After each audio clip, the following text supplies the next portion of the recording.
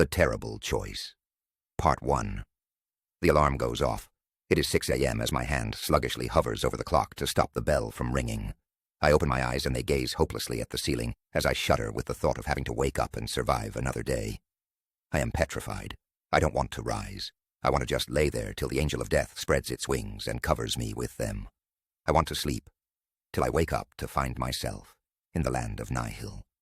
That dark beauty of freedom.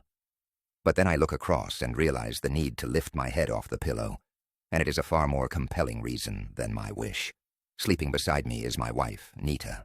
She loves me and worships me like a deity. If only I could do justice to her love. But I try.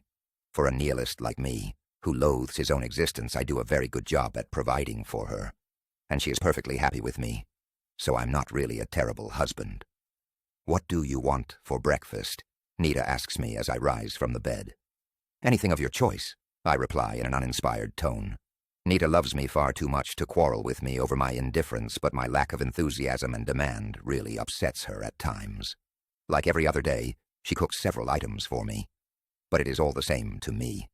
Food turns to ashes in my mouth, and I can never really eat more than a handful. But I do anyway as a sign to pay my gratitude to Nita for her hard work. Nita always loves seeing me eat. She just keeps staring at me with love-filled eyes as I gulp down the food with haste.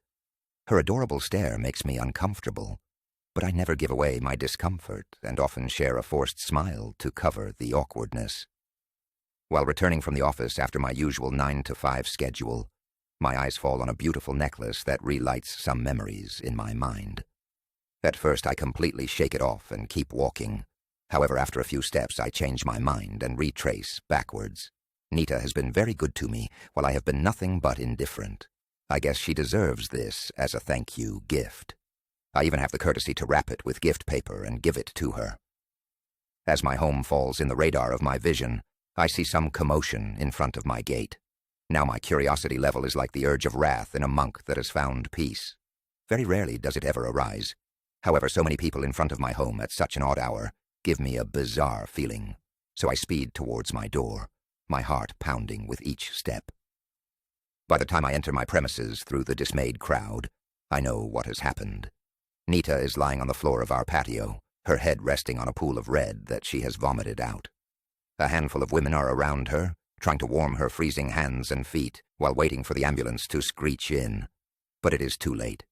The moment she sees me, her eyes scream for help towards me as she draws her final breath. Stay tuned for Part 2.